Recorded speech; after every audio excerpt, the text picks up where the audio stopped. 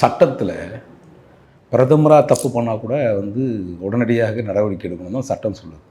ஒரு தேசிய கட்சியினுடைய மாநில தலைவராக இருக்கக்கூடியவர், அதை நான் ஏற்கனவே சொன்னது மாதிரி, அவர் கதராடை போட்டதா காந்தியினுடைய கொள்கைவாதியெல்லாம் கிடையாது. ஒரு களவாணி பயிலை தலைவராக போட்டாங்க. தெரிஞ்சது தெரியாமல் ஏதோ ஒரு விதத்தில் பார்க்க வேண்டியதை பார்த்து, கொடுக்க வேண்டியது கொடுத்து, ஏதோ ஒரு விதத்தில் அவர் பொறுப்பை வாங்கிட்டார். அதுதான் இப்போ நாறுதே. இவ்வளோ பெரிய மோசமானதை நான் சொல்கிறத விடுங்க. அந்த ஆம்ஸ்ட்ராங் கொலை வழக்கில் அன்றைக்கி நான் அவருடைய மனைவியே இன்றைக்கி சொல்கிறாங்கல்ல, அந்த கட்சியினுடைய தலைவரே சொல்கிறாங்கல்ல, இன்றைக்கி இப்போ இருக்கக்கூடிய ஆனந்தன் வழக்கறிஞர் சொல்கிறாருல்ல, இதுதான் நான் சொல்கிறேன். அப்போ கூட்டு களவாணிகள் எங்கே இருக்கிறாங்க? சென்னை மாநகரத்துக்குள்ளேயே 2 கூட்டு களவாணிகள் சேர்ந்து தான் இந்த வேலையை பார்க்குறாங்கன்னு நம்ம அன்றைக்கி சொல்கிறோம். நான் அதுதான் சொல்கிறேன். இவங்களை எதிர்த்து கேள்வி கேட்டால், இவங்களை பற்றி உண்மையை சொன்னால் உடனே வழக்கு, பொய் வழக்கு. இந்த பொய் வழக்கு எப்படின்னு கேட்டிங்கன்னா, தொடர் கதையாக எனக்கு ஏற்பட்ட விதம் தான் சவுக்கு சங்கருக்கும் ஏற்பட்டுச்சு.